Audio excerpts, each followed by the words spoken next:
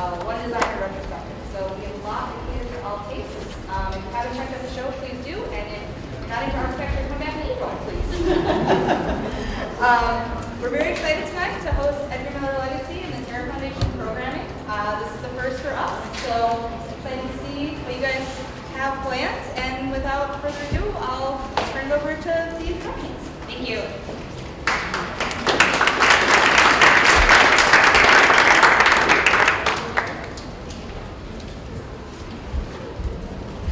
How does this sound? Good. Hello and welcome. I'm Lauren Silvers. I serve on the board at Edgar Miller Legacy.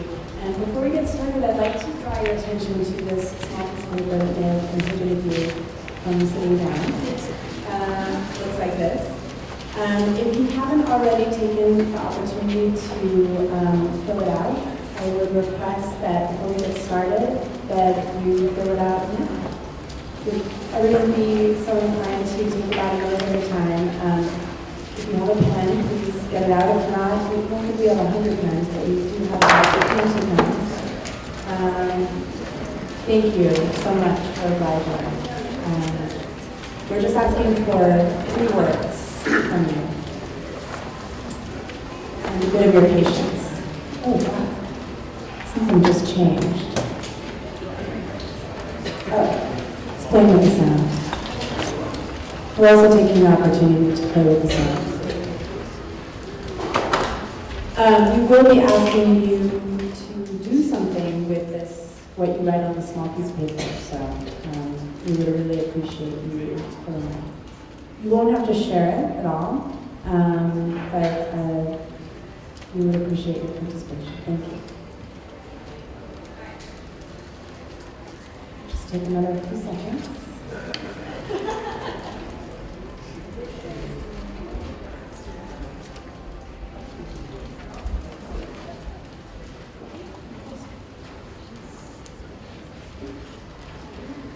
Great.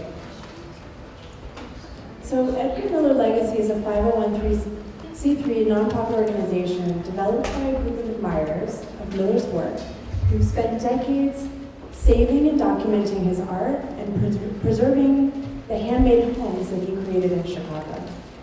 The goals of our organization are to preserve and promote Miller's artistic legacy, to encourage the study and research of his life and his body of work, to act as a resource for educational institutions and organizations, and to provide engaging experiences within Edgar Miller designed spaces. And I myself discovered Miller while living in a building on the south side of Chicago that has been touched by his hallmark aesthetic. This experience sparked a desire to know more about Miller's life and work, which is how I connected with other like-minded people in Chicago and committed to uncovering Miller's fascinating and influential legacy. We're so excited to bring you today, with the help of Terra Foundation and Chicago Design Museum, a new program of talks to help you get to know Edgar Miller's work better. Miller was an artistic design virtuoso who came of age in Chicago at exactly the right moment for someone with his genius to flourish. He was able to work in nearly any medium, as you'll see, and he fortuitously made use of his talents during a period in which Daniel Burnham famously envisioned Chicago as Paris on the prairie.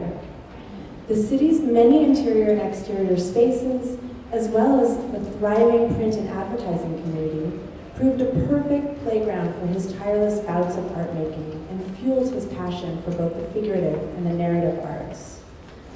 Now, Miller was a notable outsider who did not fit well within the canon of traditional art history, and yet his genius and compelling imagery are undeniable.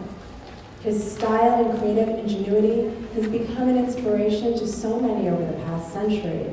So, even though he was somewhat unknown, to say that he wasn't influential begs the question of who one must influence to be influential.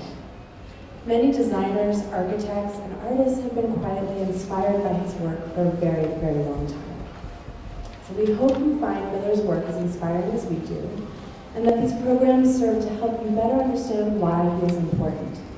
We also deeply appreciate your support as we continue to spread the word. Now, as many of you already know, we are currently offering select tours of Miller's masterpiece, the Glasner Studio in Old Town, and hope you will be able to join us at some point for a real-life experience of what one of his most exquisite interiors is like. So for more information on that, please go to www.edgarmiller.org/tours. And without further ado, please welcome our director, Zach Bleicher, who will introduce a short biography of Miller, and our set of thoughtful panelists, who each have their own thoughts of what Miller means to them, to the art world, and to Chicago, and to working and aspiring creatives for generations to come. Thank you.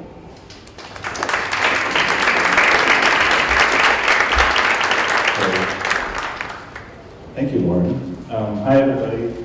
I'm Zach Bleicher. Not used to microphones. And thank you all for coming tonight. We're really excited to be kicking off this program to go in-depth into Edgar Miller. I know a lot of you have already seen some of his spaces. Some of you might have even known him. He lived quite a long life and died in 1993. But for those of you that are just coming to discover Miller or know a little bit about him, I just wanted to go quickly through a short biography, and then we'll turn it over to some new people who are graciously here to talk about what they find interesting about him. So Edgar was born in 1899, the last month of that century, and he lived until, as I mentioned, 1993, so quite a long life. Working in many different mediums, that's one of his trademarks. He wanted to be an artist from the very early age of 4 years old, and pretty much did that during every decade of the 20th century. Most of you probably know Miller by, yes, can you not hear? Am I in the way?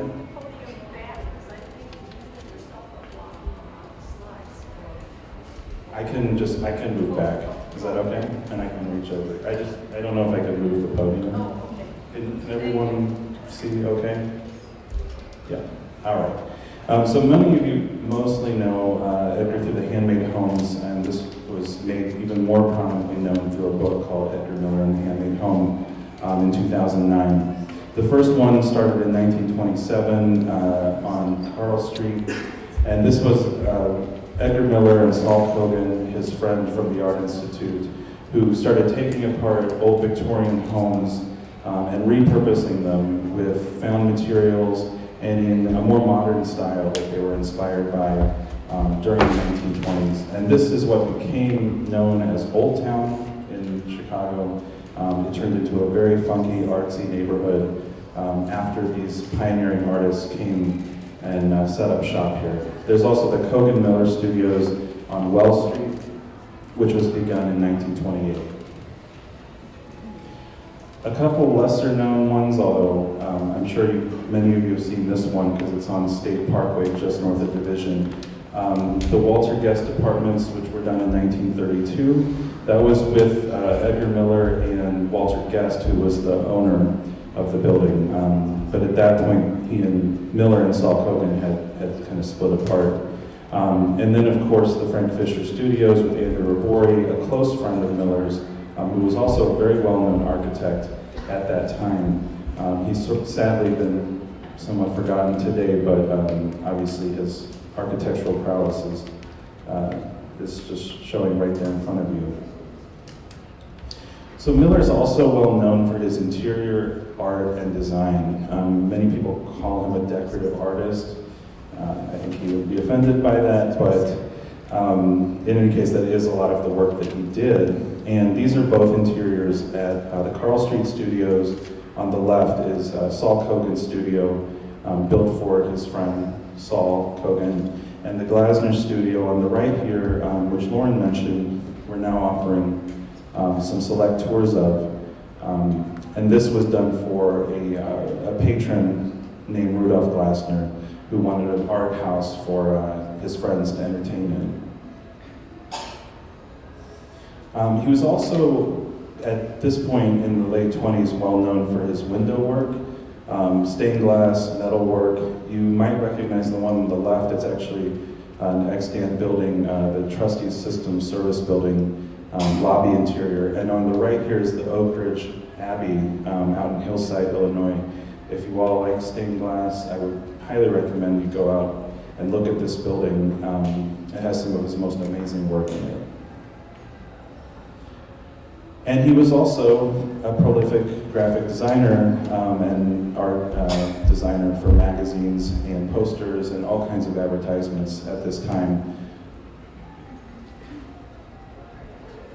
But before we get too far ahead, I just wanted to do a quick, how did we get here? How did Edgar Miller even come to Chicago?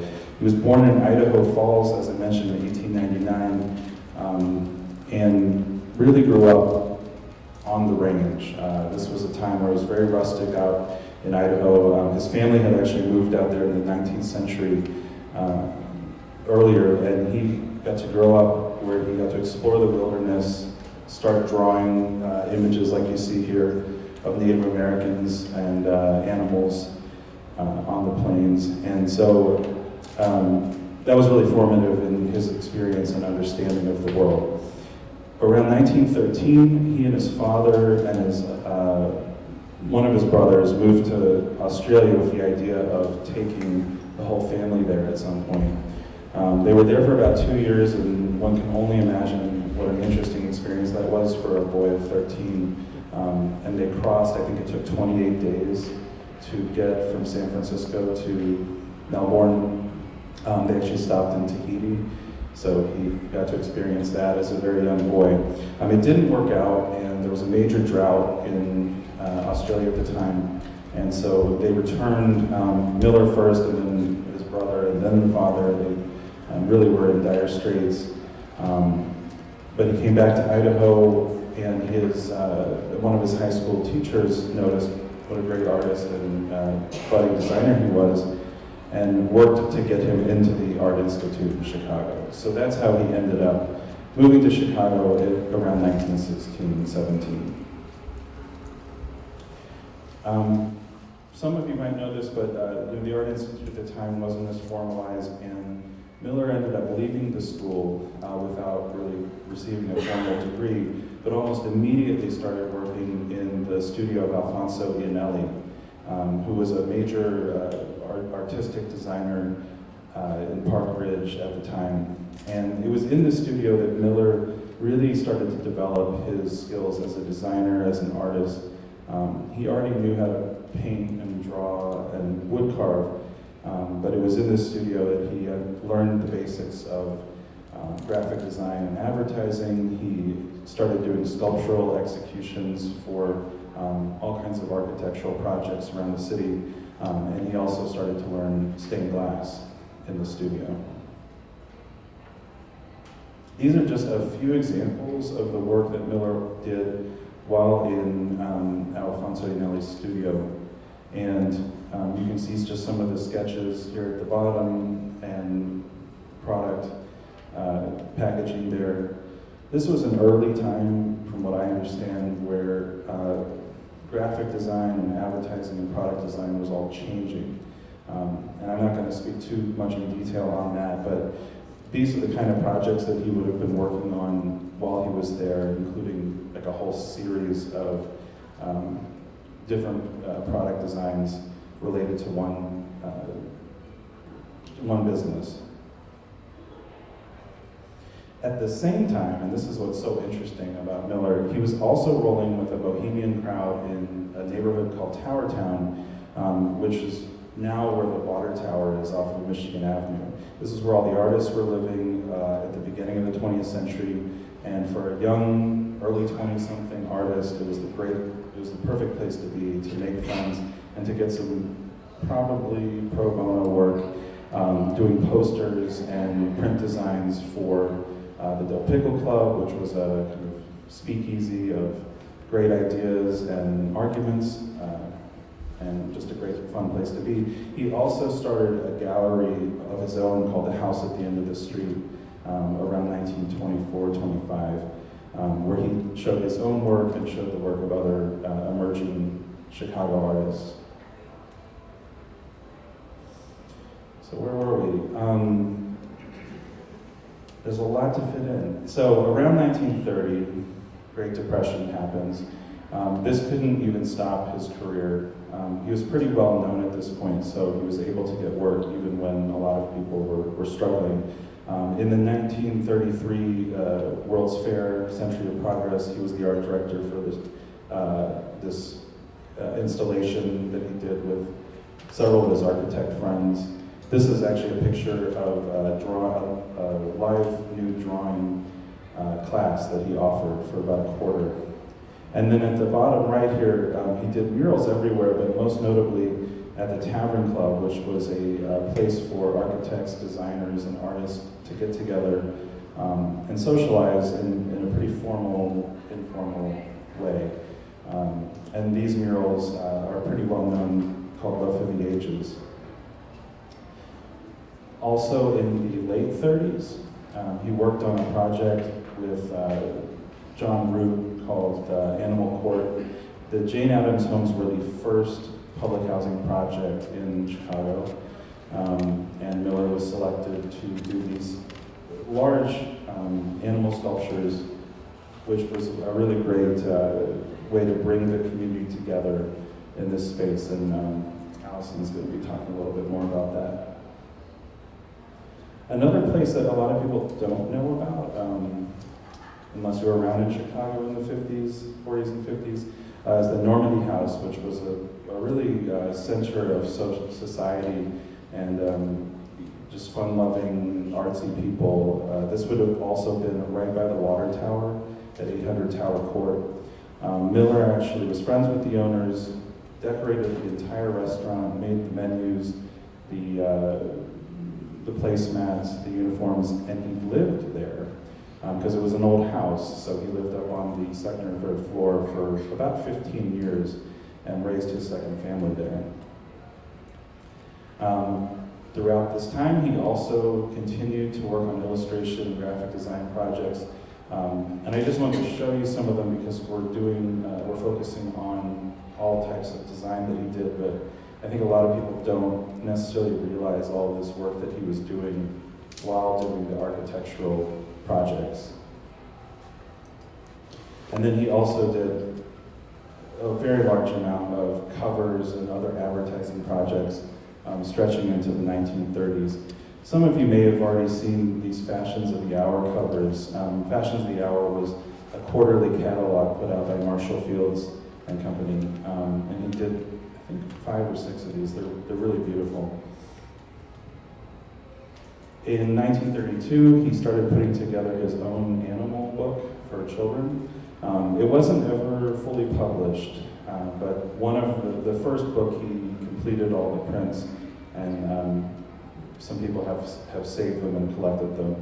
On the right, you'll see this is a suggestion for a Christmas box for Marshall Field again, probably from around the 1920s. Just giving you an idea of this work that he's doing. And this is a fun thing. I know Jonathan's going to touch on this too, but in 1936, he worked with the Container Corporation. This wasn't the only project he did with them, but it was a giant atlas of the world with illustrations, and it was given out to all the employees of Container Corporation as a Christmas gift. And it's just a really spectacular example of merging this illustration work with a tangible product. Later on, as he matured and kind of stopped doing the architectural work for the most part after World War II, he really dived into doing more illustration work and design work. So these are some examples of the wallpaper design series that he did. There's actually more than just these two for Bassett and Gollum. He also made many, many of these printed fabrics, some of which were sold at local department stores. Exquisite covers for event programs and booklets. This is for the Architects Ball, 1938. And I believe this is the one, he often would sit on the committee to put these together. So he wasn't just like the hired help, he was also a part of the group of architects and designers, so they also gave them the cover design. This is an anniversary booklet for the Tavern Club, and it's all of the Love Through the Ages panels on the outside of the booklet, just to give you an idea of his illustration work. He really loved to tell stories, like histories, and threw himself into the research and then reproduced it. And I'd be remiss to not mention that he was also a founding member of a group called 27 Chicago Designers. And this is a group that rotated over the years. It lasted until 1991, I believe. But it started in 1936, and Miller was one of the 27, where each designer got to represent their own work. So it's sort of like an advertising booklet for all the different designers, and they passed them around so people could see what they were doing. This is just an example of what Miller put in here. His were a little more far out than the other designers, and some of them are just regular typography stuff. He stopped after 2 years, I think, because he was more of an artist than a designer. So as Lauren mentioned, there's a place where you can go and see where all of Miller's talents come together in this one home at the Glassner Studio. It's by no means, it's not the only interior space he ever designed, but because he had that patron in that moment who was able to help fund this project, it's one of the most exquisite buildings you'll ever see. There's wood carving, there's stained glass, there's metal work, mosaic work, all of it done by Miller. And then architecturally speaking, you can kind of get an idea from these photos. It's kind of an unusual space to be right here in the middle of Chicago. So I'm going to pass it over to Eric now, and Eric is with the Chicago Architecture Foundation to tell you a little bit about his experience learning about Edgar Miller. Thanks, Zach. Really appreciate it.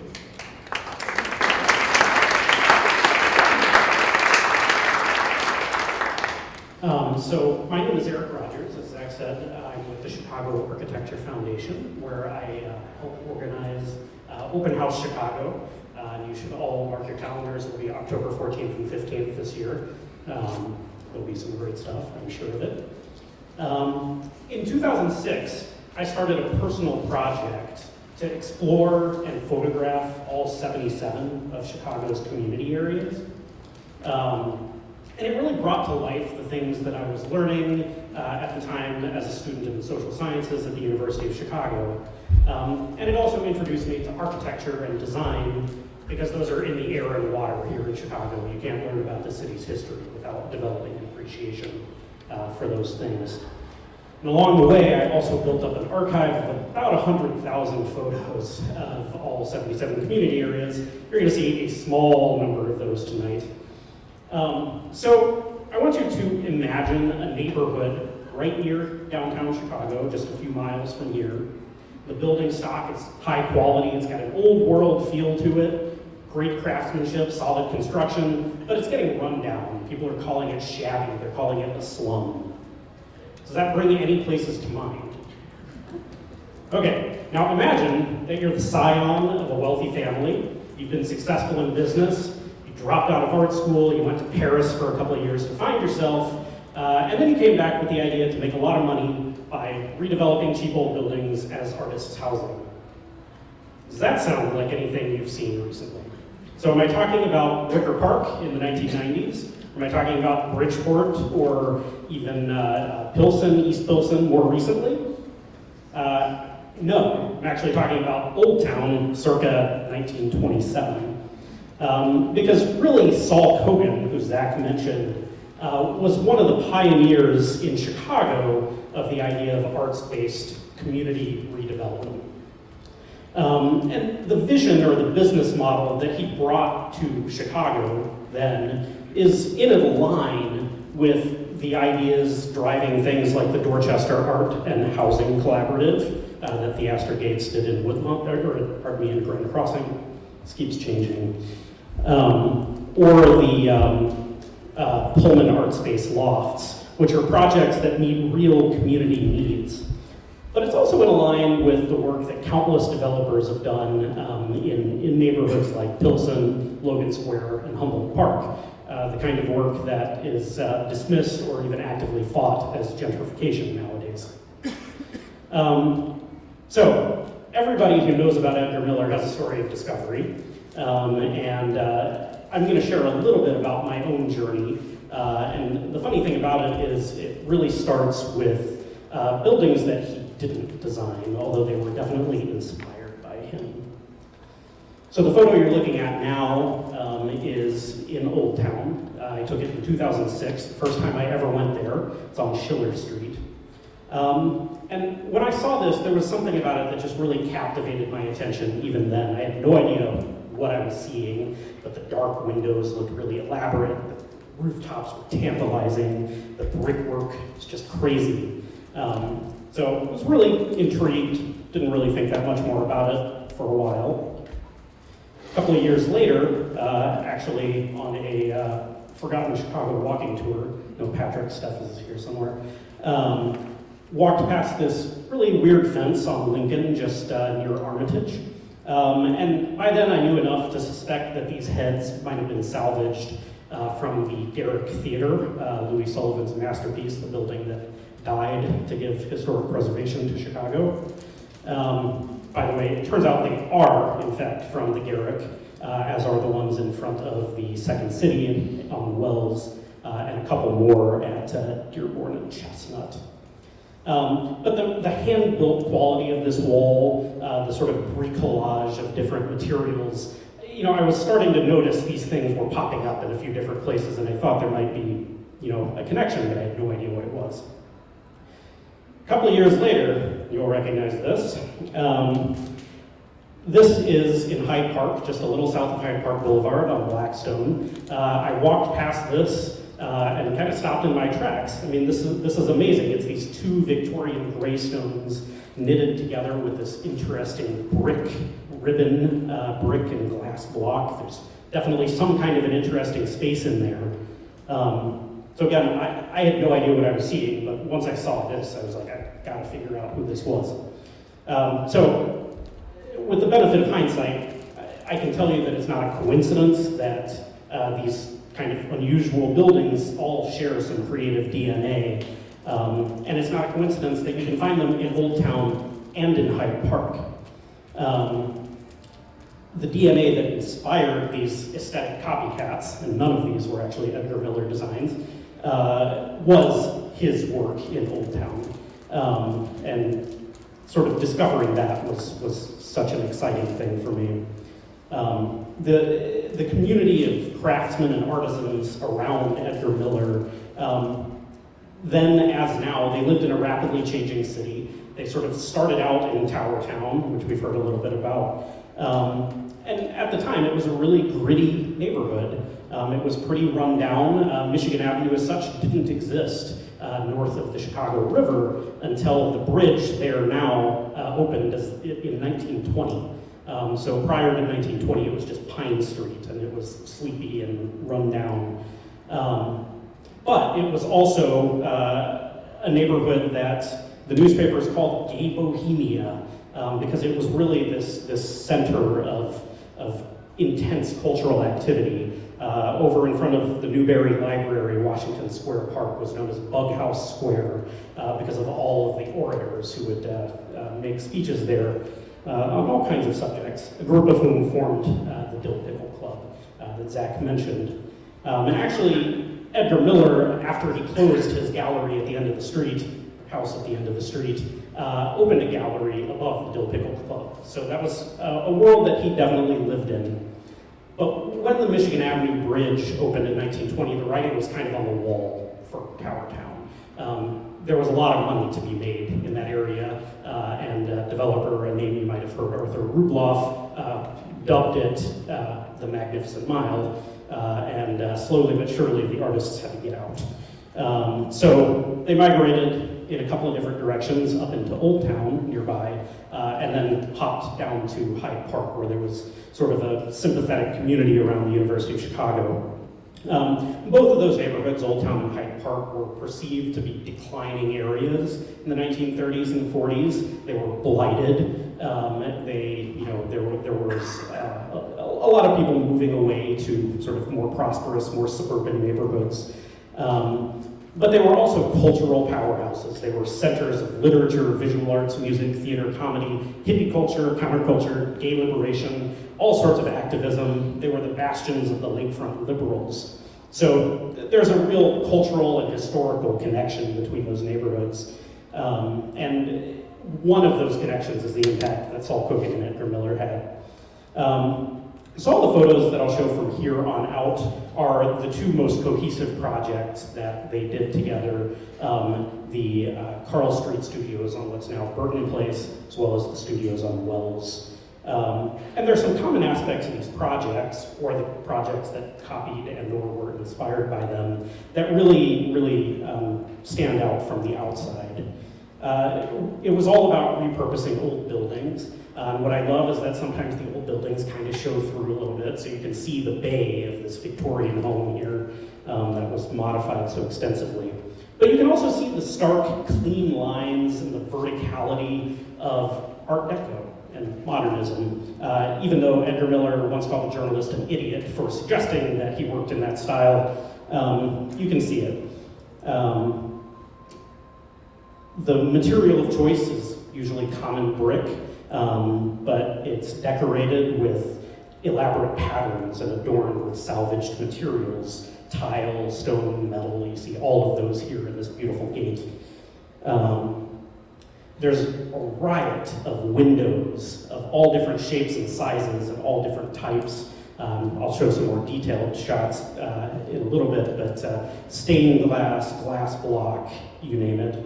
But for me, these magical courtyards that seem so organic are really one of the hearts of his work. Actually, in the 1960s, a Chicago Magazine columnist wrote that the curved walls, narrow gangways, sheltered inlets, even the doors and windows seem to have fallen in place by some natural process. And I just really love that. So, of course, these artfully carved doors, no two alike, are what guard all of the entrances to these complexes and then to the studios. And then the studios behind these doors, no two of them are alike either, but they do share some sort of common design elements and material palette. Miller manipulates space deftly. He frequently combined levels, created these light-filled central spaces, and then opened up auxiliary spaces off of them on multiple levels, often in different styles, with different materials. But you start to be able to see that he was creating an immersive environment here when you take in these interiors. And actually, one critic in 1930 wrote, and I love this, that his spaces would provide your small son, aged 6, with a valid model for fairy castles. So he worked in every medium you can imagine, actually a New York Times art critic in 1931 called him an old Florentine master come to life in this machine age. His formal training was in painting at the Art Institute, and then in sculpture, where he worked under Alfonso Iannelli. You can imagine him creating something like this bas-relief while working for Iannelli. But he succeeded too with his work in textiles and as an illustrator and muralist. But he really relished bucking the expectation to standardize or specialize in any medium. He said, a painter may be forgiven for doing sculpture, but if he also makes the mistake of carving wood and the colossal mistake of working in stained glass, he invites ruin. Of course, Miller excelled in carving wood and in stained glass. But unlike a Renaissance man, he wasn't bound to any particular style either. And that same New York Times critic wrote that he's gathered motifs from all primitive sources, from the caves of Spain, from the Mayans, from the ancient Hebrews, from the Byzantines, from the Greeks, the Persians, and the Chinese, and the African sculptors. So he sampled broadly and remixed at will. His style also reflected and refracted from the designers that he collaborated with in the more modern idioms. So Iannelli, of course, and Robori, and even Howard Van Doren Shaw, with whom he did a number of projects. And all of those architects had their own very interesting takes on both historic and modern styles that you can see in his aesthetic as well. And what Miller said is that, he said, I accepted influence from any place. Every time I saw something that was of value, I absorbed it. Influence is nothing but nourishment, and you grow by it. To be afraid of influence is like being scared to eat. Whatever style he was working in, a common thread was the inclusion of figurative depictions. Sometimes those depictions were of people like this nervous knight, or this amazing lead cutting, which is a very different tone. But much more often, they were of animals. And the majestic horses and deer that he might have seen when he was growing up in the West run throughout his designs in a number of different materials and a number of different styles. And he also was not afraid to depict smaller animals, like I like to call this the deconstructed duck, or the busy beaver here, or the scaredy cat.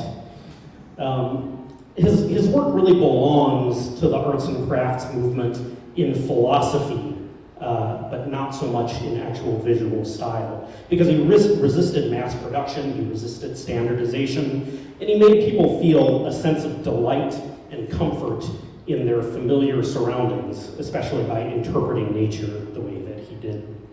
A writer for Western Architect in 1930 wrote that one realizes that the planning is as haphazard as his life, but just as purposeful. Miller really saw creating these beautiful spaces as an important mission, and he dismissed, or rather was dismissive of people who thought that what he was doing was not great art. Again, in his own words, the great arts are based on the cultivation of the little arts, and the little arts are still lacking in this country today.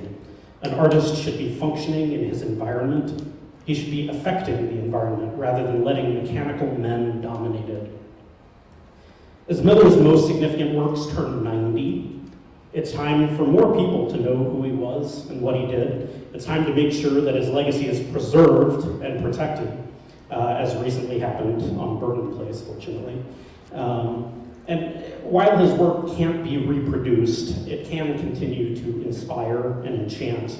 And we could all certainly use a little more magic in the world of this kind.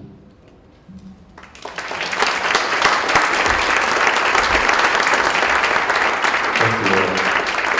Our next presenter is Dr. Allison Fisher of the Art Institute, Assistant Curator of Art, History, and Architecture, who's going to talk about Miller and the Art Deco imagination.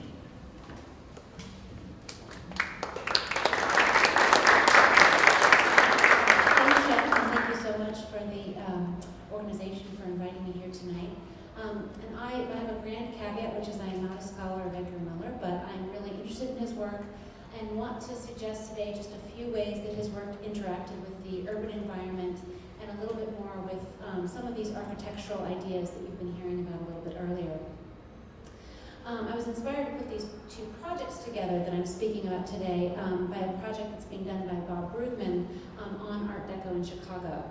So I'm in debt to this project as well as an essay by Leslie Colburn that I used for research on these two projects. The two projects I'll be addressing are the Animal Court, which was part of the Jane Addams homes, completed in 1938, that we heard about a little bit at the beginning, as well as the Diana Court, which was a really famous interior designed as part of the Michigan Square building, done in the late 1920s and completed in the 1930s. And these two projects are really somewhat unusual in Edgar Miller's history, but I think really help us to understand how these different arts are tied together. After seeing the preliminary presentation, I was really inspired to think about his work in Diana Court as much more tied to graphic design, perhaps, than to sculpture and to architecture. And so I think we can even think about the connections between these two projects. So architectural historian David Gebhard in 1996 described the Kogan-Miller studio as taking its place alongside the buildings of Barry Byrne and Bruce Goff as an example of Art Deco expressionism. And I think this is a great way to kind of think about how he challenged these different labels that we put on great architectural styles and artistic traditions, and how he kind of allows us to kind of think about these different connections between disparate movements that very rarely are compared or sort of understood together. So we heard a lot about his engagement with animal figures, and I think that this project is fairly exceptional for its volumetric capacities. I think that it's fair to say that Edgar Miller was really interested in how to translate really exuberant forms into a kind of flat surface. So you can see them adorning various flat surfaces within the apartments that he modified, as well as how they explode on the page of advertisements and fabrics and all sorts of different other types of media. And I think this is one of the rare examples of how his animals are becoming incredibly heavy and massive and really show the kind of bodily presence of animals rather than kind of this graphic representation. So Edgar Miller and his assistant Emmanuel Viviano worked on the animal court, which was part of, like Zach said, the first, oh thank you, I think I'm a little bit loud. I've always Okay, it's fine. Part of one of the first public housing complexes to be erected in Chicago. There had been other examples of housing built for charity purposes, but they were privately funded. And so when the WPA was organizing the various directions of building architecture in the United States, among the many projects you might be more familiar with, such as banks and other public buildings, housing became a really important focus of this organization. Like many other housing projects, the goal was to really improve dramatically living conditions for people in this environment. Some of you will be familiar with the Jane Addams Hull House, which is a really important organization on the west side of Chicago that was doing the kind of grassroots roots of encouraging, welcoming immigrants to Chicago, teaching them skills, giving housing, and really kind of being involved in this neighborhood on the very grassroots level. Edgar Miller lived at the Hull House for a brief time, so he was certainly well aware of the neighborhood and of the importance of the community there. So go ahead a moment. So when plans were being drawn up to create the Jane Addams homes, a collective of architects was pulled together, and this was the Depression, of course, so architects, like artists, needed some assistance from the government in order to stay afloat during these years. And so instead of having a single architect design an architectural project, the PWA brought together a big collectives of architects to take part in these public programs and help to keep architects afloat during a very precarious period. So it's generally discussed that Edgar Miller had a lot of interesting collaborations with architects, most of whom were sort of outsiders like Edgar Miller himself. Howard Van Doren Shaw that we heard about earlier, as well as Andrew Rabori, people who had really inspiring creative visions but were practicing a little bit outside of the mainstream and generally doing kind of smaller scale projects. So the two projects I'm talking about today were done generally in collaboration with Halliburton Root, one of the larger architecture firms in Chicago, but certainly not one that was immune from the downturns in the economies happening during the Great Depression. So the head of the architectural collective that built the Jane Addams homes was John A. Halliburton, the son of William Halliburton that had headed up Halliburton and Root for many years. And so he was a younger architect, but one who worked very happily alongside a number of young colleagues, including Ernest Grunsfeld, an architect who was famous for having kind of inspired the language of low-income housing in Chicago in the previous years, as well as John Merrill, who went to found Skidmore, Owings, and Merrill. So this was really an important group of younger architects who were kind of moving and shaking and trying to think about how to translate this Depression-era project into something more ambitious. The Jane Addams homes would eventually fill a number of square blocks, but were initially designed around a single block. And that's what you're seeing here is the initial block that was designed for the Jane Addams homes. And there's a really big difference between the later blocks and the earlier blocks. The later blocks you can see are much more simple, much more open. They have these large courtyards and are generally sort of less taut, whereas the initial block was designed in this really tight model where you can see low-rise row houses, 3 to 4 story walk-up buildings, and then a fairly elaborate relationship between the streets and the neighboring buildings, so that you have a lot of kind of tight spaces that would encourage neighborly relationships. You have different types of housing, so people would be able to kind of live different lifestyles depending on their family size, for example.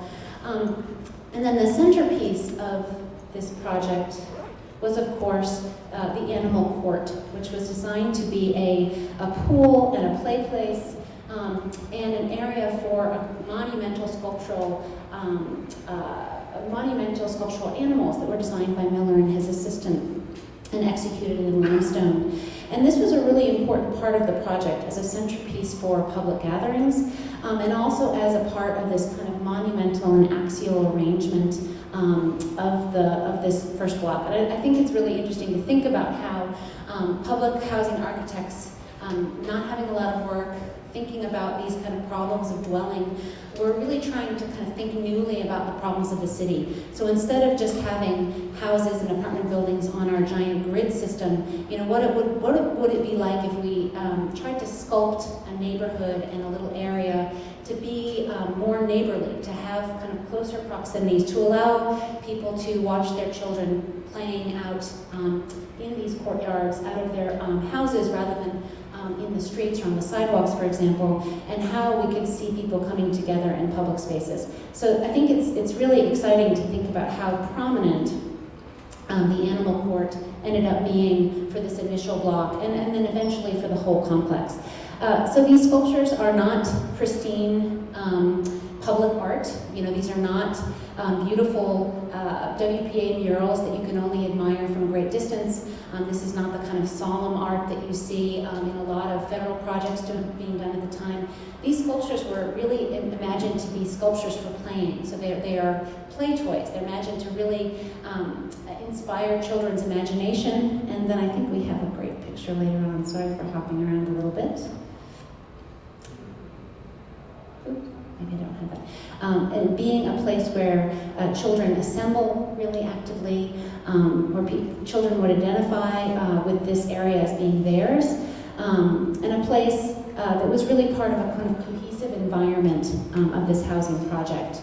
So a kind of ambition that really speaks to the kind of early goals of the federal government and of Chicago architects in thinking about this challenge of building low-income housing, but not building housing that was impoverished for people who were needing a little public assistance. So this early rendering, you can get a sense of just how kind of intimate these early courtyards were planned to be, and how very neighborhood-like these relationships would be between these different courtyards. This is not distinct from other housing that was designed around the country, but is really one of the best examples of a kind of rich texture, of a great landscape design, and of this interplay between different building types that would have really encouraged a lot of identification of the residents with their own home. So what we're looking at here is the pool in the center with sprinklers that would have gone on during the summer months to allow children to play and have a really interesting time, get out of the heat, all the while with these sleeping porches that you can see here on the residential buildings that would allow parents to watch their children play in very close proximity to the buildings, to their homes nearby. This was also, the siting was really important, so this was not just a group of sculptures that was put in a vacant courtyard, but it was part of a monumental axis. So what you're looking at here on the left is one of the entryways to the whole complex, which is cut out of a residential building, so it was kind of a monumental portal. Even though these are very stripped down buildings that were meant to be very economical, there are still these really formal relationships that were set up by the project architects. So that you can see how this portal would have invited people into the whole complex. And the first thing that you would see when you entered is this really marvelous, monumental sculpture designed by Miller, flanked by this kind of formal procession of animals around this play area. So it's certainly meant to be a playground, but also meant to be this kind of part of the formal language of the project itself. And here's just another aerial view which shows you where the animal court was built, which was here. And for those of you that know the history of this development, it was raised except for one building in the last few years. One building which is being now owned by the National Public Housing Museum, which is also sponsoring the restoration of these sculptures, which is really an important project. Just another quick look at some of the other spaces of the complex where there were gardens kind of taking part in this varied landscape, and a really modern interior. This may not look modern to younger viewers, but this is a very modern kitchen for the 1930s. Pristine, very scientifically organized, something that would allow the household to run very smoothly and allow women, I think, exclusively to care for their families and have access to the highest technology. Miller was not alone in thinking about sculptures during this period. His project was funded by the TRAF, the Funded Treasury Relief Art Program project. There were many different categories of kind of arts-related projects during the Depression. The WPA is obviously we're most familiar with. This was another one that operated from 1935 to 1938.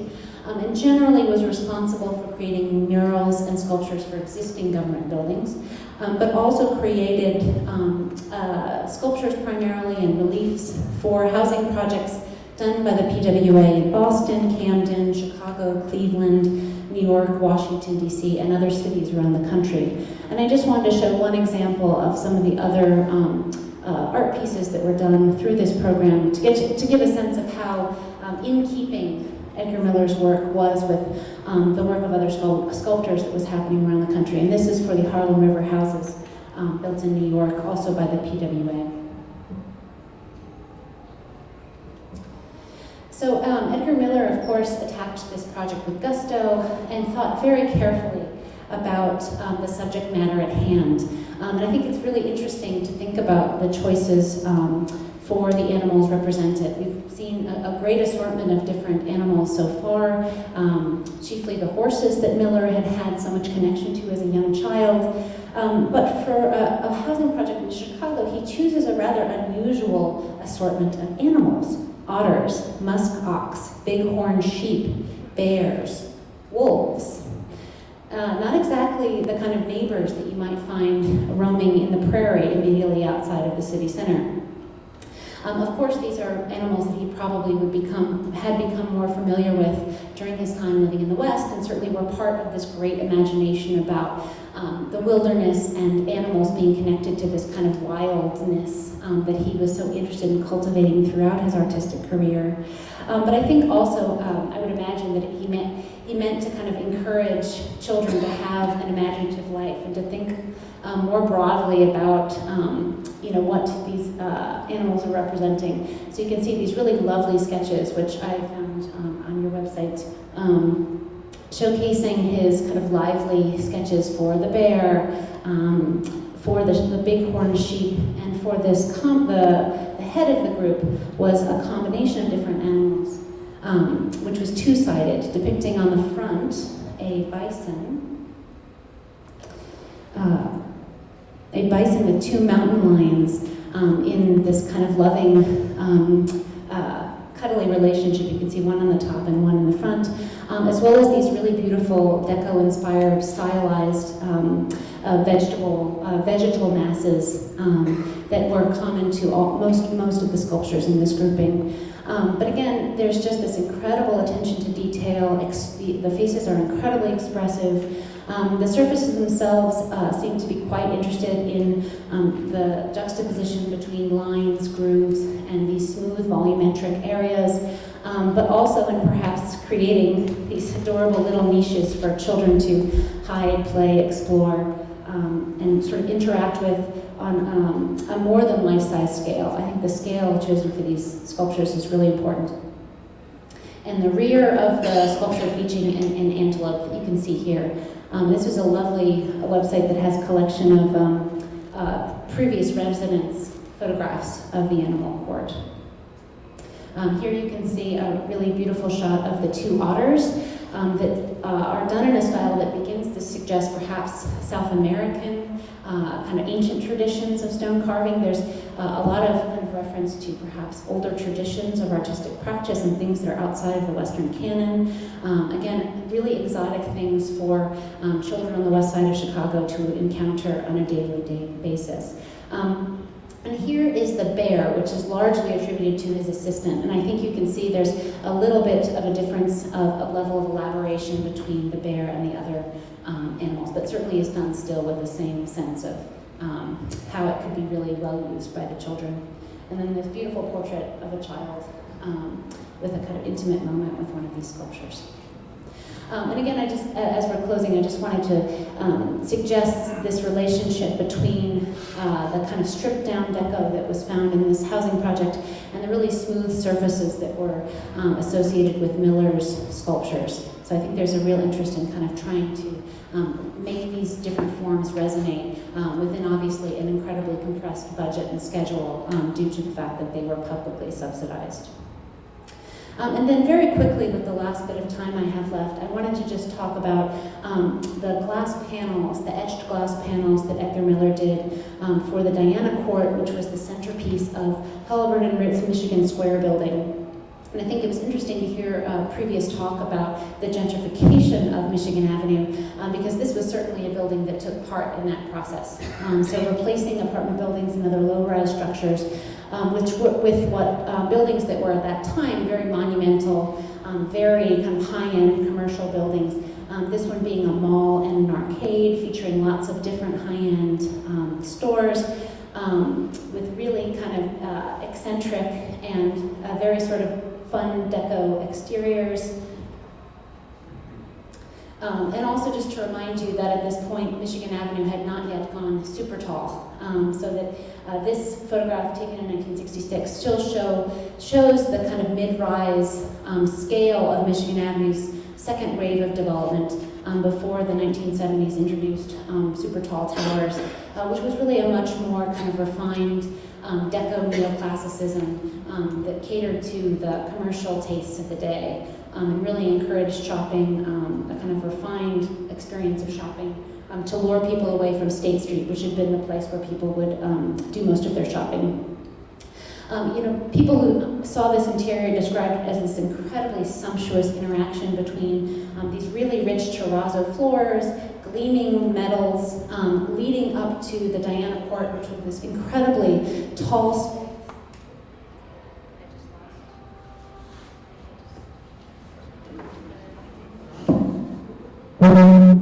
Wait, I think it's back. Great. This incredible space that is really this layered arts experience, but very much done in a different style. And I wonder if Miller would have really approved of the overall image of this building, because it's incredibly polished, very sleek, and very much referring to the kind of styles of sculpture coming from Europe, things that he in fact rejected really completely when he left the Art Institute in anger, which is a fun part of my participation in this lecture. I think the Art Institute has come around. But that kind of neoclassicism that's represented by this sculpture, designed by a Swedish sculptor, Carl Mills, who taught at the Cranbrook for many years. And this sculpture, if you're curious, was salvaged after the demolition of this building, and now lives on the University of Illinois Champaign-Urbana campus. And so it's happily still part of our built environment. So this is just a kind of a quick tour through the Diana Court, which was recognized at the time and later when it was threatened with demolition. It was demolished in 1970 as being one of the kind of most impressive commercial environments in Chicago of these years. And it's one of these places that was really fought for very hard by preservationists and unfortunately they were not successful in saving it, but there are lots of fond memories of the experiences being inside the space, of the many retailers, inspired and interesting retailers who took up shop, including a design store by Marion Willich, who had been a member of the Werkbund in Vienna before she moved to Chicago and set up a store selling design. So that really this environment became part of this kind of extended design landscape in Chicago. And it's of course spectacular, really showcasing the way that Deco takes advantage of lighting techniques, decorative elements, and kind of architectural surroundings to create a very cohesive experience. This one, of course, focused on the goddess Diana. And then I picked this image, although it's kind of hard to see, because Edgar Miller's contribution was a series of etched glass panels which formed this clear story above the court. And so yes, it's a kind of more, it's a less prominent part of the environment, but certainly one that would have really been important for kind of setting the stage, this relationship between near and far, suggesting scale, and really the monumentality of the space. Happily, most of these etched panels were preserved after the demolition of the building, and the Art Institute currently owns 6, 2 of which are on view permanently in our Fragments Gallery, which I definitely encourage you to visit if you're curious. Alongside this dark thing is a stained glass by Edgar Miller as well. So there's a kind of nice small suite of work dedicated to Art Deco.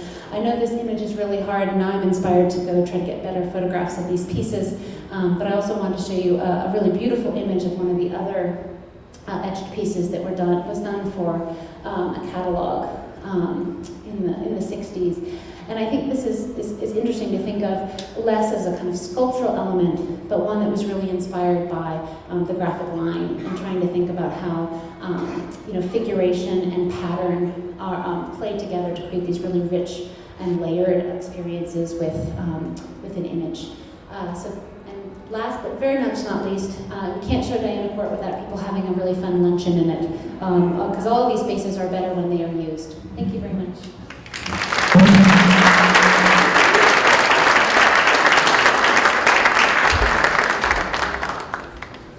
Thank you, Allison. That was wonderful. Our last presenter tonight, and then we'll be happy to answer some questions afterwards, is Dr. Jonathan McKinnon, professor.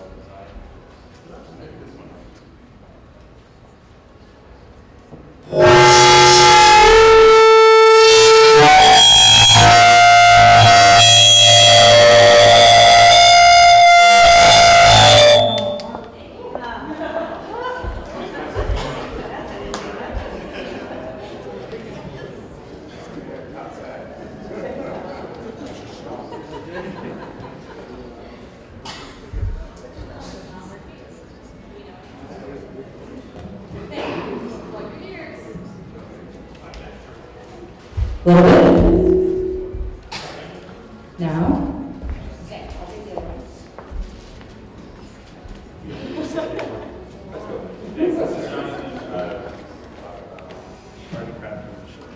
one. Hello, everybody. Thank you to Zach for inviting me for this event. I have to say, this is such a wonderful turnout. I was not at all sure what to expect. I'm going to take, I think, a little bit different approach from the other two, and perhaps it might seem an approach that is a little bit more academic. But as somebody who is relatively new to Chicago still, and still trying to make sense of the kind of abundance of quite remarkable architectural work in the city and design work in the city, one of the questions I always have as somebody who studied art history, trained as an architectural historian, and then moved into design history, obviously related field, is how certain people end up sort of prominent within the history of art, the history of architecture, the history of design, and how other people end up being left out of those histories.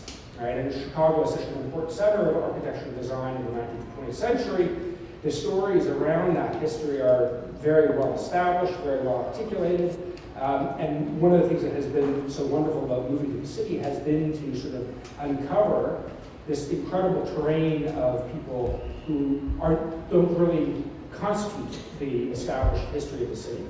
So what I wanted to do tonight is sort of take you through my thinking about how a historian makes sense of somebody like Edgar Miller and what we can learn from him in terms of thinking about the broader arc of the history of architectural design in Chicago and throughout the world.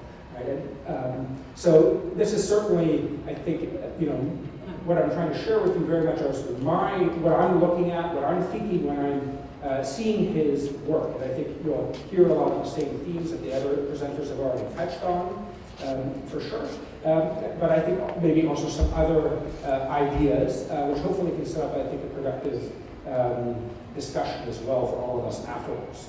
So I was asked to focus on graphic design and was happy to do so. I've shown you a couple of just 3 works by Miller that I found particularly interesting and useful from the 20s and the 30s, an early woodblock print, one of his covers for Fashions of the Hour, and the title page from his Atlas of the World that he did for Container Corporation of America. And I thought it was worthwhile beginning with these because they allow us to see what to see what I sort of think of as the hallmarks of Miller's work.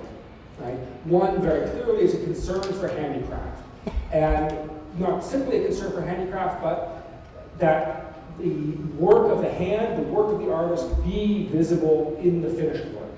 Right? So that it's clear, looking at this work, that a person has made this, and that something of that person has gone into it. Right? Obviously, we're sort of dealing with 2 issues there. We're dealing with a concern for craftsmanship and then a concern for how that craftsmanship is expressed.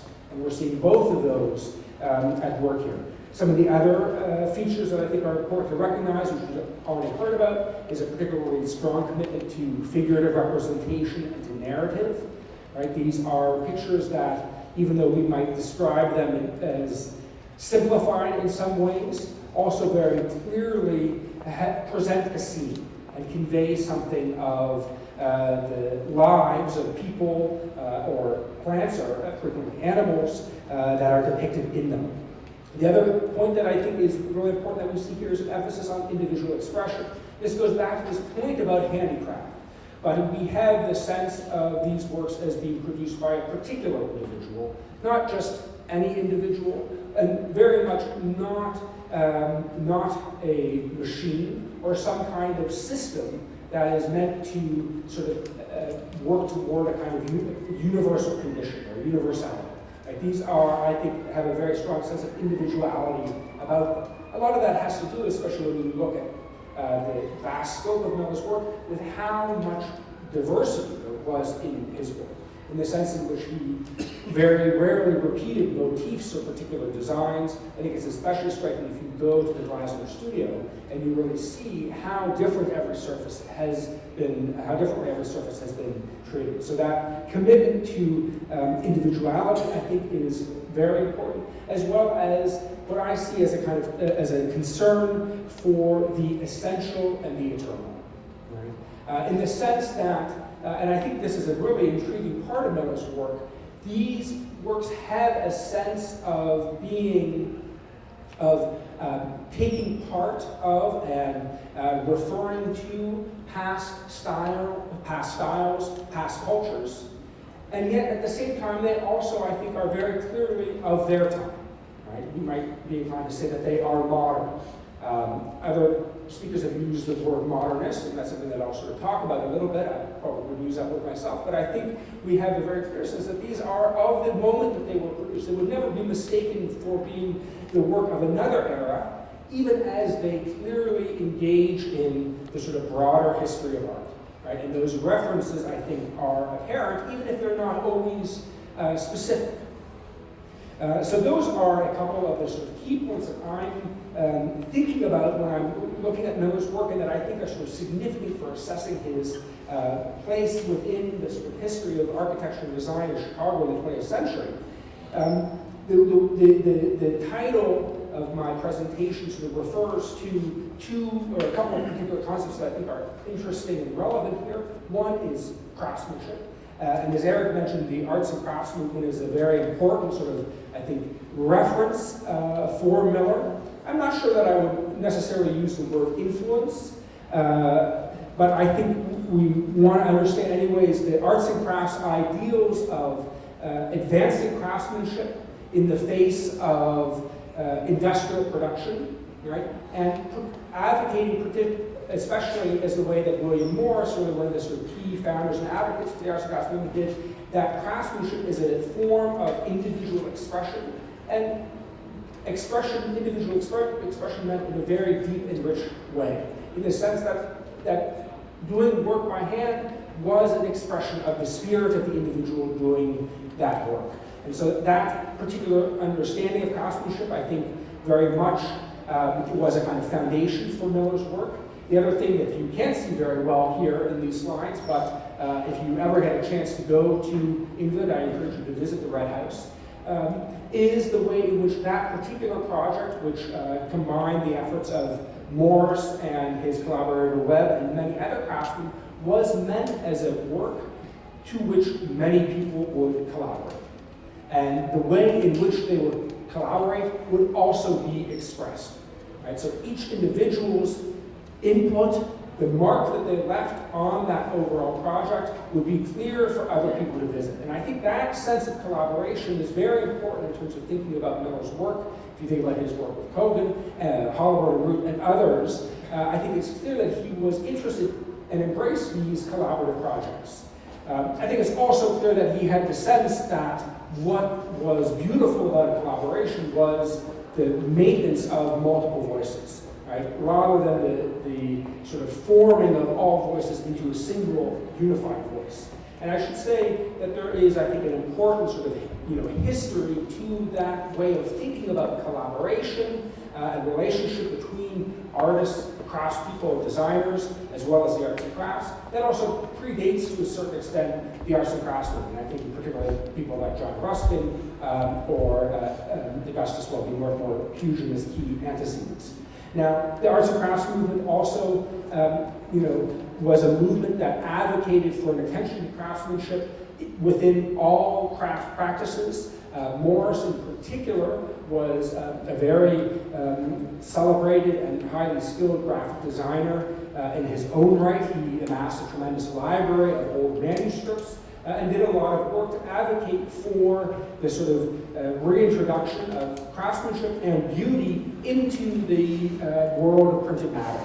And that might seem a little bit sort of odd at this particular moment, but I think if we think about him sort of making those arguments in the late 19th century, a period that had sort of seen a kind of burgeoning, especially in England, of the press and increasing rates of literacy as well, the idea that books, newspapers, advertisements were all sort of material with which an artist should concern himself was very important. Right? And I think we certainly see those same ideals in Miller's work, just as we also see some of the same formal characteristics in terms of, again, of that attention to handiwork and the expression of handiwork, the sense in which the finished work has to convey something of the individuality of the people who designed it and produced it, and also the argument that this kind of concern for craftsmanship was something that was inherently human. Right? And as something inherently human, it was therefore eternal. Right? It was a kind of essential force that needed to be acknowledged. Now, I also want to point out that these concerns for craftsmanship, for the eternal, for the expression of the individual, right, were not, or let's put it this way, proved very influential over the course of the late 19th and early 20th century. And what I'm showing you here are two works that came out of the early Bauhaus, a school, one of the earliest schools for design, let's say, but a school, a very influential school in shaping later ideas about design education, and also a school that is typically associated with the kind of love and celebration of the machine. And I think these works are interesting. I'm showing you here an early student project by Marcel Breuer, a name who I'm sure many of you know, collaborating with one of his fellow students, Philippe de Stolze, on the so-called African chair. And I think I chose this particular example because it also shows the way in which in the early 20th century notions of the primitive became a kind of channel for these concerns about essential human qualities. Right? And I think that's something that we also, as I've mentioned, we also see in Miller. And I think we can understand this interest in the primitive as a way of seeing the world in a number of ways that I think we would find quite problematic today. But at the time, really sort of saw the kind of geographic expanse of the world, the diversity of cultures in the world, as illustrating varying degrees of civilization. Right? So it would be possible to find the primitive by looking back in European history, as Puget and Ruskin and others did, looking at the Gothic. But it would also be able to find, one would also be able to find the primitive by looking at other cultures around the world. Right? And of course, Africa became a kind of particular focus of this, and you can see that concern in the work of many other many other artists, architects, and designers working during this period.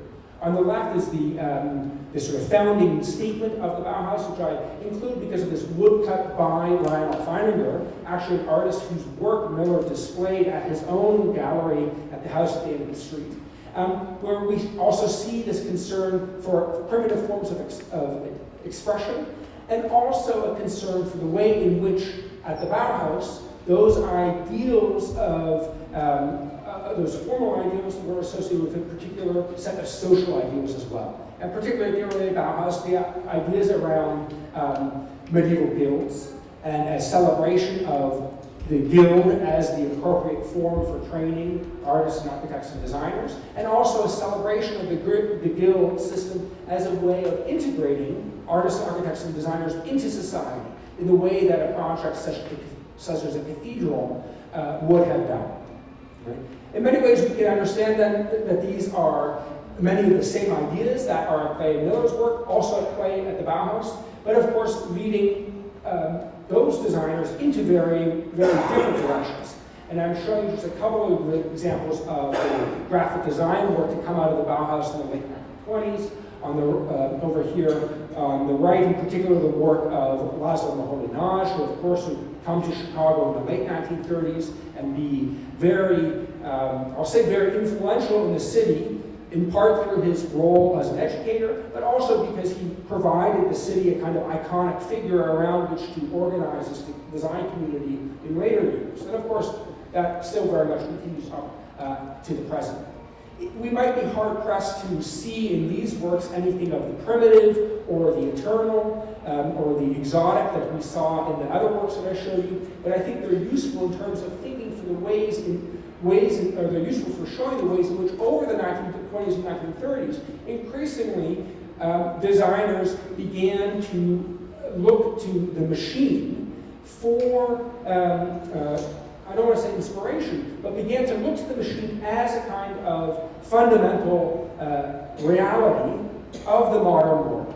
And I think this is one of the things that is very interesting about Miller, that he could be so much of his time, and yet this is a kind of a question or an issue for him that doesn't appear in his work. Right? I mean, I am sure that it appeared in his thinking and it was something to grapple with. But I think that is a really interesting tension in his work, that we can recognize it as modern, and yet it seems to avoid the fact of the modern world that his best-known contemporaries were grappling with most intimately. And I'm showing you here Miller's work for the Container Corporation of America, which somebody mentioned it, a very influential company based here in Chicago that became, over the course of the 1930s, and then, especially after the Second World War, became a major patron for advancing avant-garde ideas around graphic design, both in terms of form and composition, but also in terms of the role that the graphic designer could play in the corporate world and in society at large. And what's particularly apt that we're talking about this in the Design Museum. One of the best-known works of the CCA was the Great Ideas of Western Man series that came out beginning in the 40s, I think. And I know the Design Museum a couple years ago started a project inspired by that. I think it's Great Ideas in Humanity. Yes. But even that phrase is revealing for the way in which it shows, I think, a fundamentally different idea toward the sort of point of expression of design than what Miller was interested in. If Miller was interested in the individual and the personal, right, and the sense of the individual conveyed through craftsmanship, increasingly over the 30s, 40s, and 50s, his peers were interested in the way in what we might understand as more universal solutions. And I think to me, a very evocative way to get at this is a comparison of the Atlas of the World that Miller did for the CCA in '36, and then not quite 20 years later, a similar project that Herbert Bayer did for CCA called World Geographic Atlas, a composite of man's environment. And I realize that you cannot see these very well, but all of the images from Bayer's book are available online, so you can look at it more very closely. I'll just highlight one thing. One is that you can see in Bayer's work an effort to systematize the representation of various defining characteristics, population, natural resources, temperatures, geography, etc. Whereas in Miller's work, those qualities are conveyed through drawings or through, let's say, through prints that vary with every state, right? So it's a different set of animals, it's a different set of geographic conditions that's depicted. Whereas in Bayer's case, it's the same set of representational techniques that are used again and again and again to show those differences. And I think this notion of sort of the individual versus the universal relates very closely to those discussions about the craft and the machine at that particular time, that point to then the ways in which we can start to sort of understand why somebody like Miller doesn't figure more prominently in the work of art and architectural design historians. Right? And to put this a very simple way, if we even think about the title of the presentations tonight, Edgar Miller, a pioneer of art and modern design, I think eyewitnesses would make the argument that one of the reasons that Miller has been left out of the history of art was the fact that he was not a pioneer. But we also, at the same time, want to recognize that being a pioneer, doing what is new, always being at the cutting edge, is not necessarily the only criteria for assessing whether art, a work of art, a work of architecture, a work of design is great or not. And I'm just like that.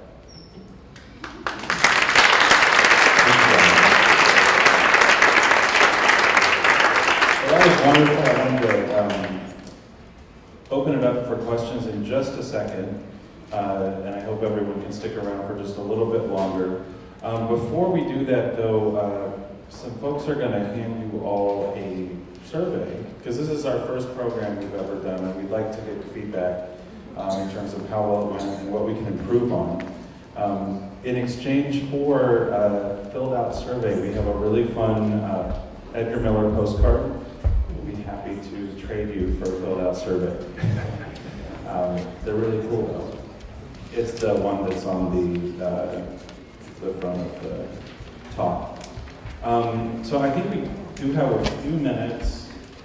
If anybody has any questions for anyone. I'd like to ask Jonathan McClinda. We probably don't know what Edgar Miller thought of Marshall Maholy-Nagy, but can you suggest what he might have thought? Since he juxtaposed the work, it was very provocative. Yeah.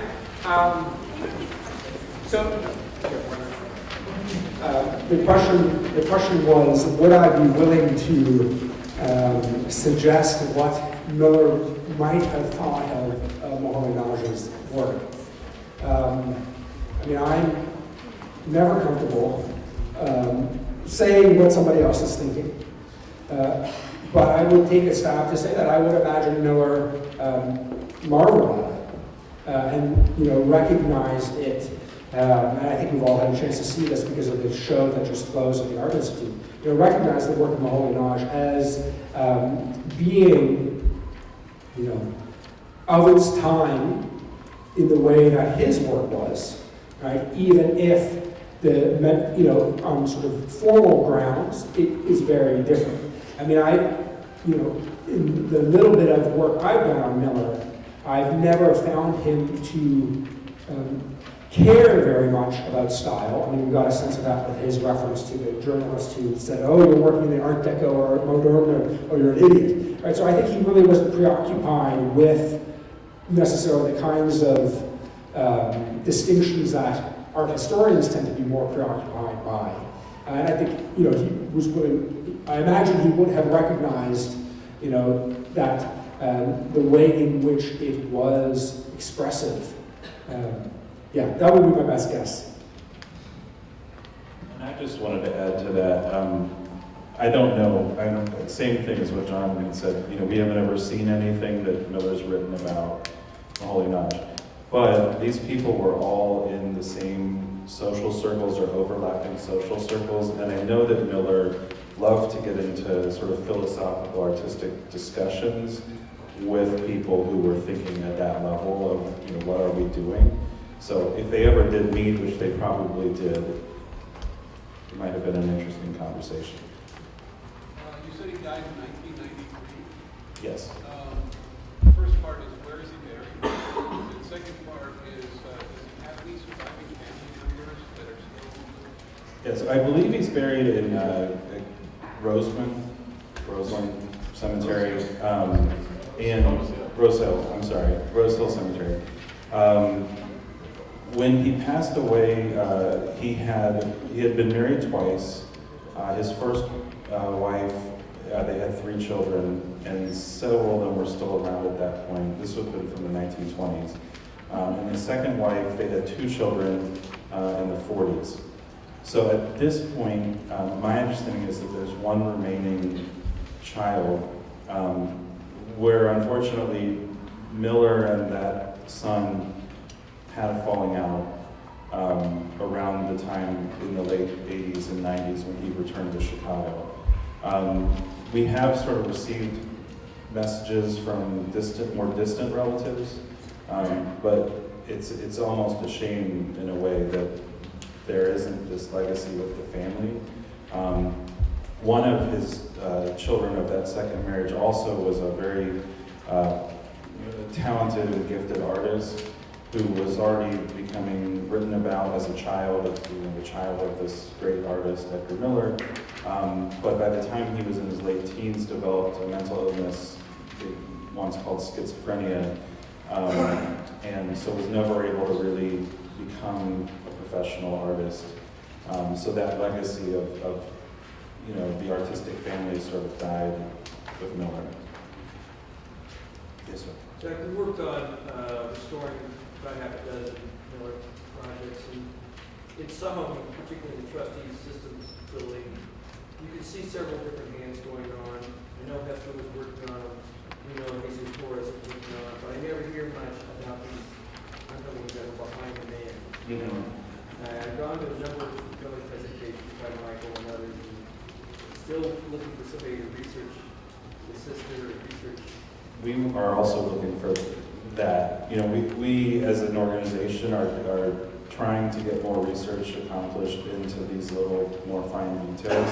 What we do know, and what this gentleman is getting at, is that Miller had a kind of group of artists working with him, and 2 of them that were, his most important helpers were his brother Frank and his sister Hester, who followed him out from Idaho Falls and sort of always revered Miller as kind of a genius artist in the family. But they too were pretty great artists in their own right. And we find their signatures kind of like at the bottom of the stained glass sometimes, Hester or Frank. And then Jesus Torres, who he mentioned, was an apprentice of Miller's who came through the Hull House and then continued to work with Saul Kogan on the Carl Street Studios and other studios in the Old Town neighborhood, going on until he passed away in the 40s.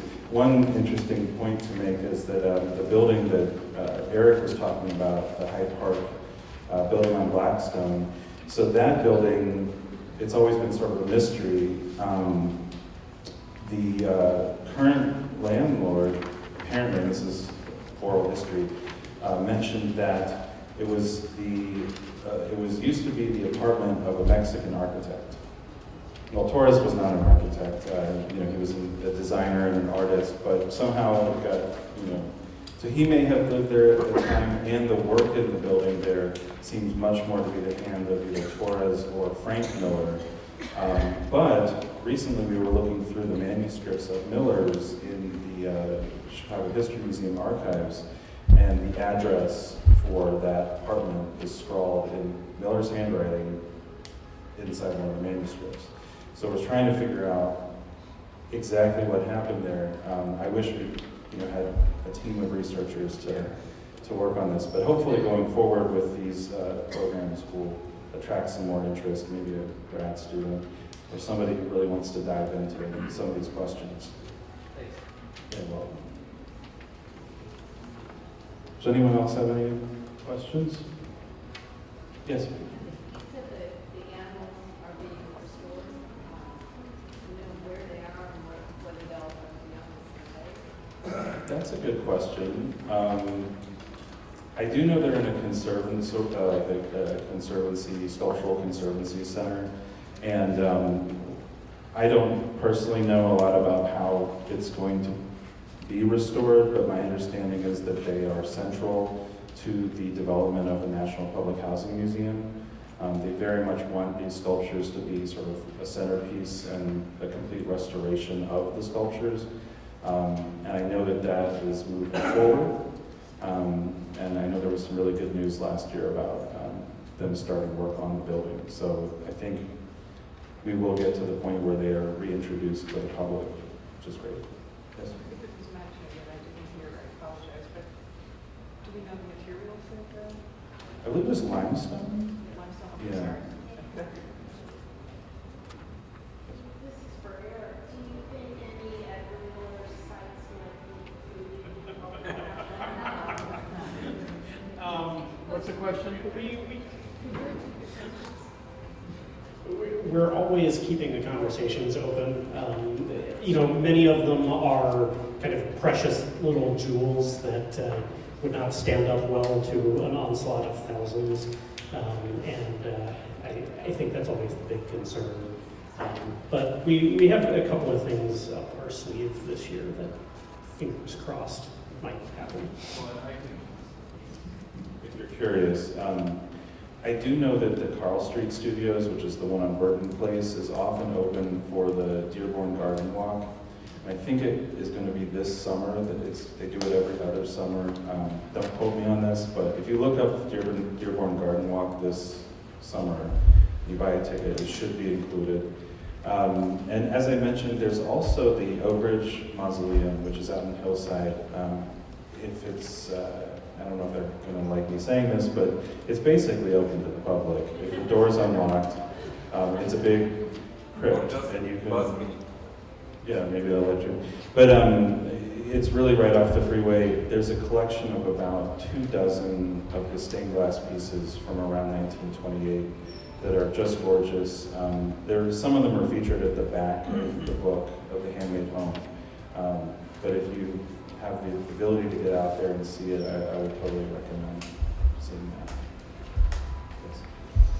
It was either in 2016 or maybe 2015. I got an email about those studio buildings on the South Street were being threatened. Mhm. And if you speak to that issue, Sure. what the final- Sure, yeah, that's a great story, which... Oh, I'm sorry. The question was about how one of the buildings on Burton Place was threatened in 2015. A developer came in and bought this building right next door to the Carl Street Studios, which is already a fragile building just because of the nature that it was built by these artists. But the whole block itself had already been placed on the National Historic Register, which is not that it protects it, but that it recognizes its value, importance historically. And so a group of neighbors and interested people, our organization sort of rushed in to help block this development. And we did initially get the building, or the whole block, preliminarily landmarked, which stopped the developer because you can't tear down a building and then build a new modern building once they start the process. And then in, I believe it was June of this last year, the city council actually landmarked the block. So that's done. And so that building, along with all the other buildings on the block that tell the story of the handmade street, are protected. You're welcome. Yes. A little history of the building, the Urban Street, if you look up that there was a very tall window, second floor. Mm-hmm. A little history of that, behind that particular window, I used to work at Slave Life in the photo department, and we used to shoot up there. Do you want me to repeat that? He was just saying how much fun he had on Burton Place. It was a time pretty much from the 30s until the 70s of a lot of activity of artists and counterculture folks, hippies, and the Playboy Mansion was nearby over on Dearborn or Stacy. Sorry, just a short walk away. I believe many people who worked for Playboy also lived in some of these studios at the time. So, yes. I have a question for Mr. McKinda. I wonder if you think, is there something about this particular period of time that has sparked interest in Edgar Miller after quite a long time of there not being a So the question was whether there was something happening now that has sparked a particular interest in Miller. Well, I have only the most basic familiarity through Zach with the sort of story of the Edgar Miller legacy. So there's obviously the mechanics of that. I mean, I do think, I would say, you know, my own thinking about this issue of, you know, who we consider historically great or historically significant. I mean, those debates, or there have been very intensive discussions over that kind of question for at least the past 40, 50 years, in large part initially sort of coming out of questions about who was excluded, often based on race or gender. I mean, I think now the discussion is shifting probably a little bit to even broader those kinds of questions. I think I could, you know, I suppose I could be accused of being pessimistic in making that argument too, because it might seem to imply that, you know, I think much of at least one of the prominent aspects of the sort of avant-garde in the 20s and 30s was about a commitment to making a better world. And I think, you know, the ways in which that might happen and the ways in which artists and designers and architects can think about that, those have changed. And I think that certainly, you know, within my sort of academic world is changing things a little bit. I mean, the turnout here is marvelous to me. I mean, I don't think this kind of work has probably always appealed to people, right? It's pretty hard not to see Miller's work and be engrossed by it. And I just wanted to add something to that question, because it's a great question. What we're seeing right now in this day and age is a kind of return to this idea of like handmade, bespoke kind of craftsmanship.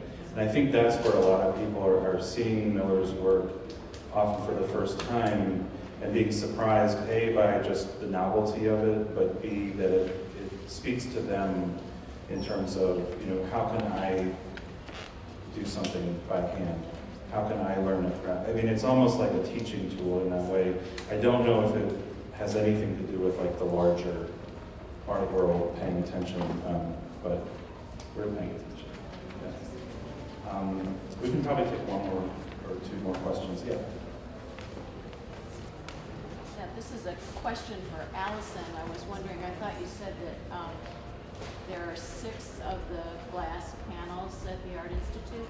Do you happen to know how many there are in total and what is the whereabouts of the other ones? Are they in museums or private collections? This might actually be a Zach question. Well, the question is where are the rest of the Diana Court panels? I didn't know that there were 6 at the Art Institute. They need to update their inventory website, but that's actually great news because my understanding was that the rest of them were actually installed at Arnie's restaurant many, many years ago when the building came down. And we went by and asked them, you know, what happened to those windows, and apparently they were sold or given away when Arnie Morton died. And then they renovated the restaurant. So I don't have an answer for the missing ones. But I think those are the ones that came to us in the 90s. Because we had 2 given in the 70s and then 2 in the 90s. So I think those might be they. And I'm pretty sure I have to check the credit line, but I think that's the family who gave them for it. Okay, that's great. Exactly. Comment. Yeah. There's also, if you're interested in the lead silhouettes, you obviously can walk in the trustee system lobby. But one place that a lot of people forget about is the ones from R.R. Donnelly's Lakeside Press are now down at the University of Chicago in the new out the Regenstein Library, the new wing, the Young wing. And they're in a corridor, you can get your face right up close to them. You can see the stippling of the lead. It's very cool. You see them that close. So that's a good place to do. Did he have a production studio for his blazing, or did he do it himself? for his Blazing. Save us. Oh, no, so that's really interesting. Before World War II, and I'm not an expert on every aspect of all this stuff, but there were many more stained glass shops than there were now. In fact, it was thriving, you know, between the wars. So there was a place called Temple Art Glass, which I believe was on Schiller Street, just down the street from the Carl Street Studios and the Cody Miller Studios. And so many of his works you'll see etched into the paint, manufactured at Temple Art Glass, or, you know, so he would usually have them put stuff together and do most of the other work, like the painting, the color selection, the mapping of the stained glass, and then setting it down for them to lead. Just because that was work that other people knew, you know, were more skilled at doing, and also it's a laborious, time-consuming project. It's a good question. I'm not quite sure where he would do that, but he also worked out of the Carl Street Studios. There was a shop in the back before they built kind of the back end of it, where they had a kiln and probably was just full of all these different projects. He was often working on a dozen projects at the same time, and there would have just been stuff everywhere. The other interesting point, and this kind of goes beyond the stained glass, when he was living at the Normandy House, which was this restaurant on Tower Court, and he used his home as a studio. And we weren't really sure, like, how did this work? You know, he's living up in this house with this family of 4, but apparently was using it as his like home and studio, to the point that it was written into a book about the restaurant scene in Chicago. It was called Vittles and Vice. It was written in the 50s, and you're reading about the Normandy House, and there it is talking about the Millers holding court with, you know, paintings strewn about and projects everywhere, piles of sandwiches, coffee pots bubbling until all hours of the night, of course, with people going in about all the time. So it had to have been a pretty interesting place to hang out. Yes, sir. Did you have anything to do with the church, or what do you have to do with the church on the Loyola campus by Right, the Madonna della Strada. That's an Andrew Arbori building, beautiful deco church up on Loyola's campus. He was asking if he had anything to do with that. Yes, we're very sure he did. The records, along with a lot of the records for most of his work, are sparse. But we had drawings that he did of the stained glass rose windows. Our understanding is that those designs were borrowed by the actual person who manufactured them, because Miller's price was too expensive to do them himself. There's also the 4 animal, the saints on the front of the building facing the lake, and those are definitely Miller's designs. I don't think he executed them himself. There's also mosaic work throughout the building, and it's questionable whether he did it or not, but it's completely possible. There were a lot of different artists working on that church in terms of the install. What year is that? Well, I think it took, yeah, it's from the 30s, but it went in different stages because they kept running out of money. This was a church for Loyalist campus, and it was a great idea, but it was in the middle of the Depression. So that's one reason why they cut back on having Miller do the stained glass by hand, by himself. They went with a company that could do it at a larger scale. So, I think we should probably wrap up because the Design Museum has been so nice to host us here. Thank you to them. Thank you to Terra for sponsoring this. Thank you to Allison, Jonathan, and Eric for coming and telling us about what they think of this whole idea. And thank you all for coming. I'm happy to talk to you afterwards if you have any more questions.